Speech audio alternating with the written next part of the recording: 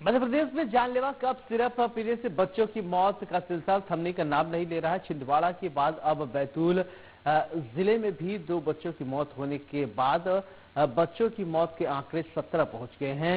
बताया जा रहा है कि वहीं दवा लिखने वाले डॉक्टर सोनी के खिलाफ एफआईआर होने और उनकी गिरफ्तारी से आक्रोशित इंडियन मेडिकल एसोसिएशन के पदाधिकारियों से इंडिया न्यूज संवाददाता संतोष सिंह ने बातचीत की है। उनका साफ कहना है कि इस मामले में दोषियों को बचाया जा रहा है। वहीं डॉक्टर के खिलाफ एक तरफा कार्रवाई की गई है। यदि एफआईआर वापस नहीं ली गई तो आईएमए देश प्रदेश में आंदोलन छेड़ेगा। 16 बच्चों की मौत हो चुकी है।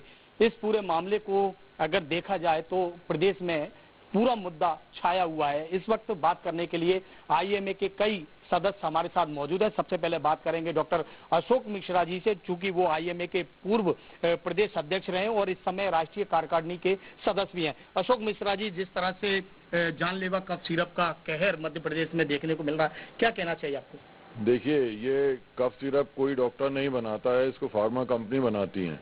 इसमें जो कंटेंट्स लिखे हैं उसके अलावा उन्होंने क्या मिलाया, क्या मिल गया, ये जांच का विषय हो सकता है और कंपनी पर कार्रवाई होना चाहिए थी। न्याय का मूल सिद्धांत है कि कोई भी दोषी को बचना नहीं चाहिए और जो निर्दोष हैं उनको कोई सजा होना नहीं चाहिए। लेकिन यहाँ न्याय के सिद्धांत की हत्या हो रही है, मूल सिद्धांत की हत्या हो रही है। जो डॉक्टर कोई भी होता है वो दवा लिखता है जो मार्केट में उपलब्ध होती है और मार्केट में जब दवा आती है तो शासन उसको अप्रूव करता है, शासन की एजेंसीज अप्रूव करती हैं, ड्रग कंट्रोलर अप्रूव करता है, उनकी जांच एजेंसी उसकी गुणवत्ता टेस्ट करती है, डॉक्टर नहीं देखता। हम किसी भी दवा को देखकर ये नहीं बता सकते कि इस दवा में जो लिखा है उसके अलावा क्या है।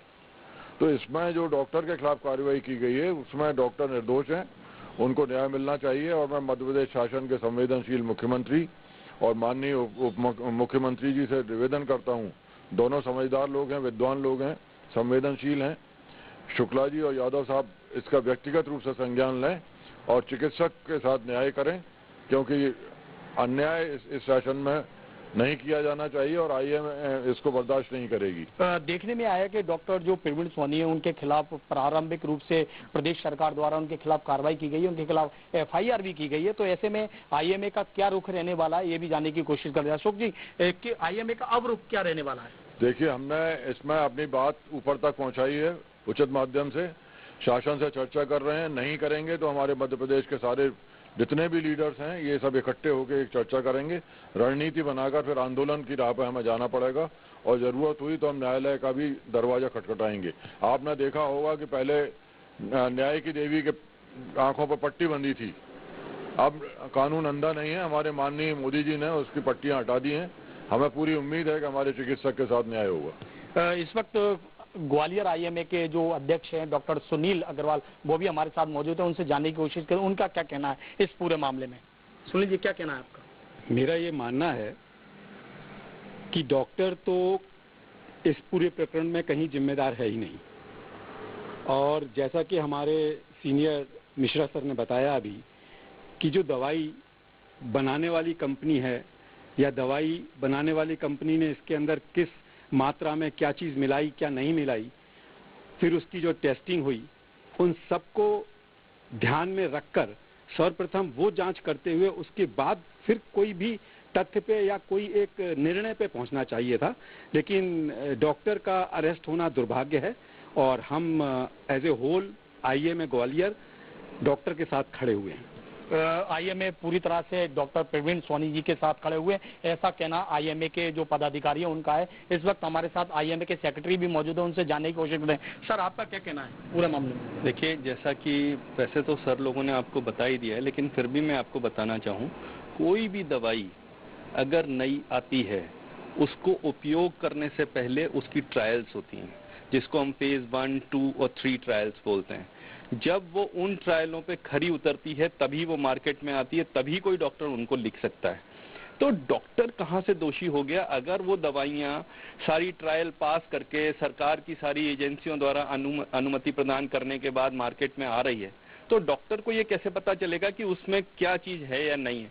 अगर मार्केट में दवाई आ रही है तो हमें तो प्रिस्क्राइब करनी पड़ेगी, उसके बाद अगर कोई नुकसान हुआ तो ये तो दवाई की जांच का विषय है, इसमें डॉक्टर कहाँ दोषी हुआ।